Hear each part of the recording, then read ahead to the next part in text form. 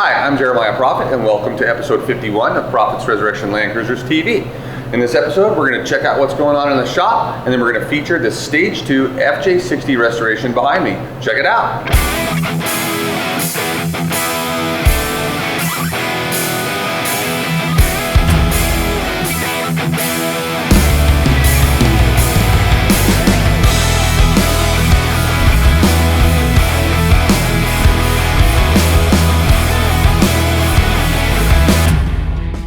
Our Land Cruisers are so fast.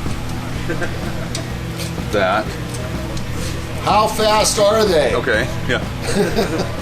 Picture says 1,000 words. Missile tow. Oh. That way you don't have to turn. So if you turn the third member was full of oil this morning. If you turn the third member up, the oil starts to drip. The oil drips on the gasket surface, you have a leak there. This was we eliminated the possibility of leaks. It's an anti-leak tweak. And it's much easier to get the RV vinyl with. Yeah. And the only thing we had to do was remove the entire axle housing. So this is are we audioing? So this is the sprung under axle housing that's going in to undo the bad thing that we did to Frozen Butter Yellow so many months ago. Spin it right. What are we? Huh? What? Oh my gosh. Oh yeah. Thank you, Grandma. Yeah.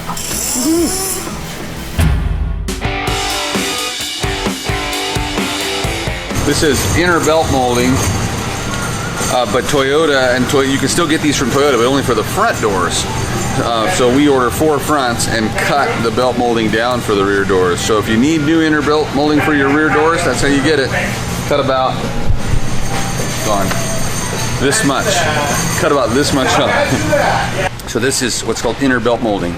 And normally it goes on the door panel. It attaches with these clips to the door panel that goes on the inside. Originally FJ60s had vinyl right here and with a little metal strip on the top, and that's what this goes on, and then it just sits down in. But FJ60 doors have holes that also line up with these. They would never be used on at least a US Model 60.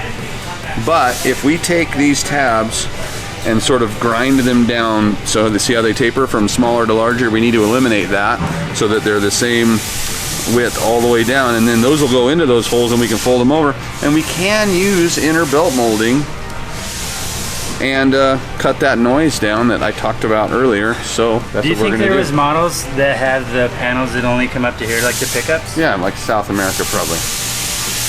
That would be my guess. We see so few South Americans. Yep, that's why the holes are there. And you work on these things every day, and I'd have thought I knew everything about them 10 years ago, but I learned something new every single day. And I bet you a viewer of this show is going to go, I knew that. Should have called me, told me that.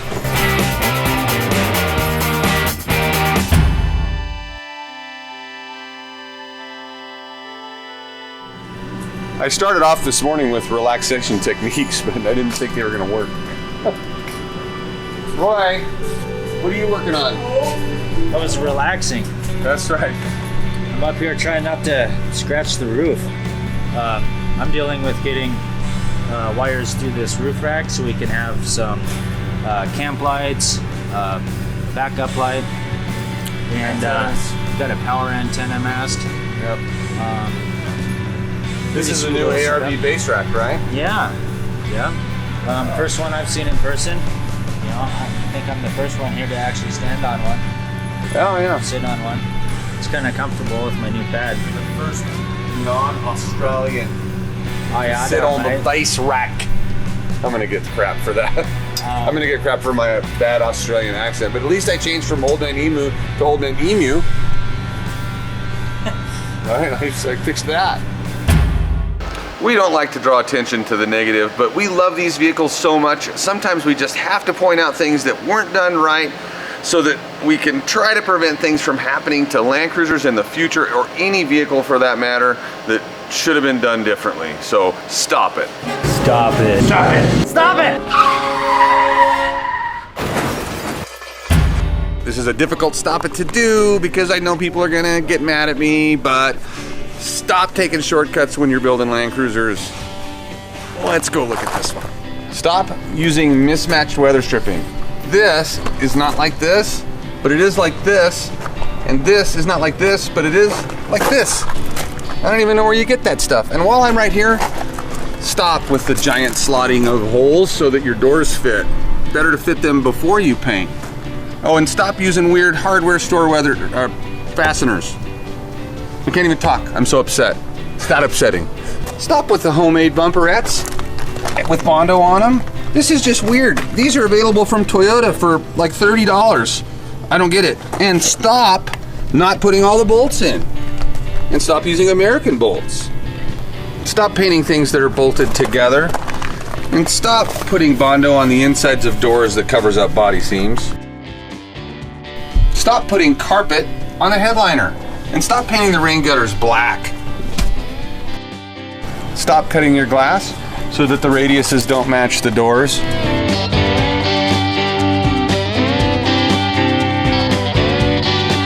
And you've heard this before from me, but stop it with the homemade seat mounts. Stop it with the homemade weather stripping. Look, while we were filming, the Velcro, the dash pad just fell off. That's not the only thing that's gonna fall off. This door won't close. I know why. Homemade latch. Stop making latches at home. Stop. Stop covering worn out latches with sheet metal to make them more functional. Stop hooking up only half the brakes. See that? They don't have the back brakes hooked up. There's no brake line going to the back brakes.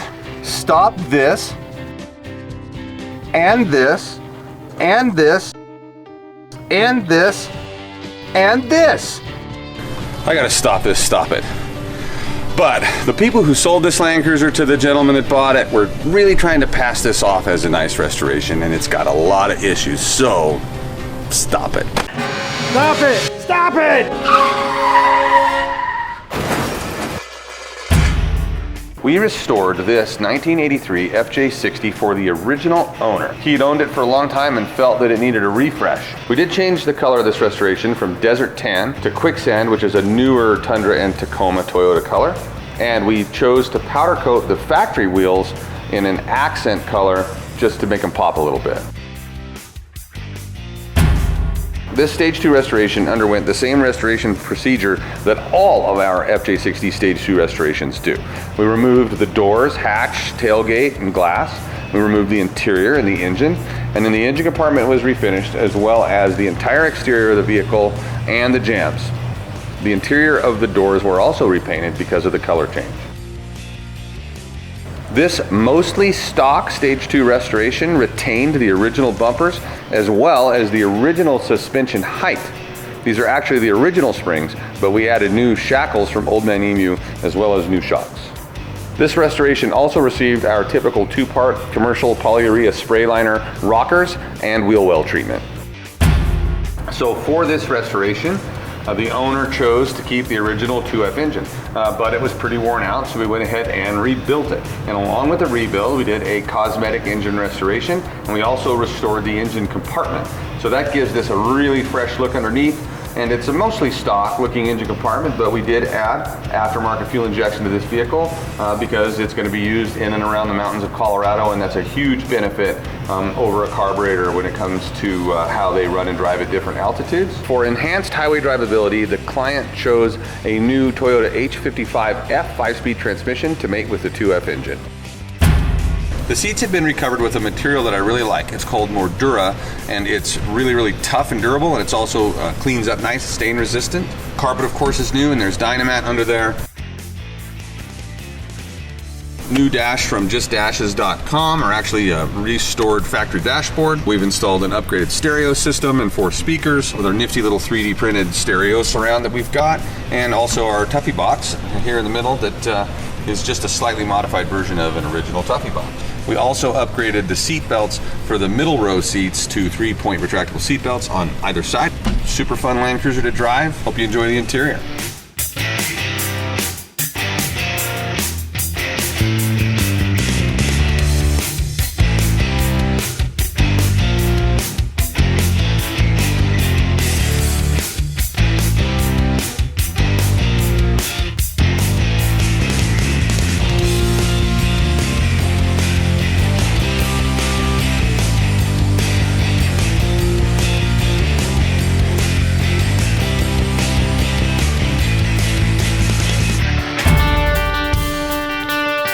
So FJ60s had a choke because of the carburetor, but not in this case because of the aftermarket fuel injection. When the choke was on in these, there was a light right here that would come on to let you know you had it on so you didn't forget and foul the spark plugs. So one pretty cool thing to do if you're doing aftermarket fuel injection or even an engine conversion is you can take that lens out. What we do is we take it out and we have check engine logo screen printed on it. And it's just a factory looking way to update the dash to make that light reflect what it actually is doing.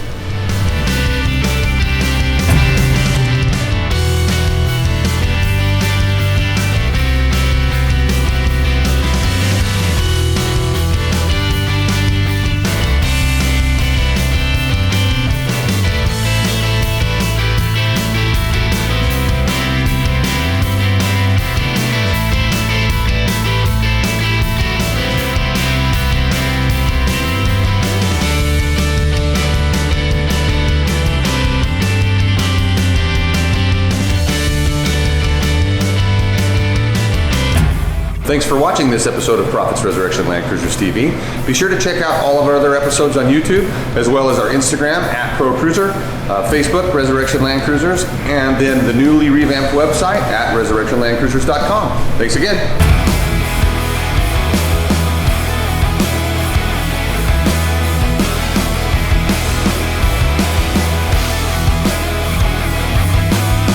Please be sure to check out our social media I'm starting over. Profits Resurrection Land Cruiser.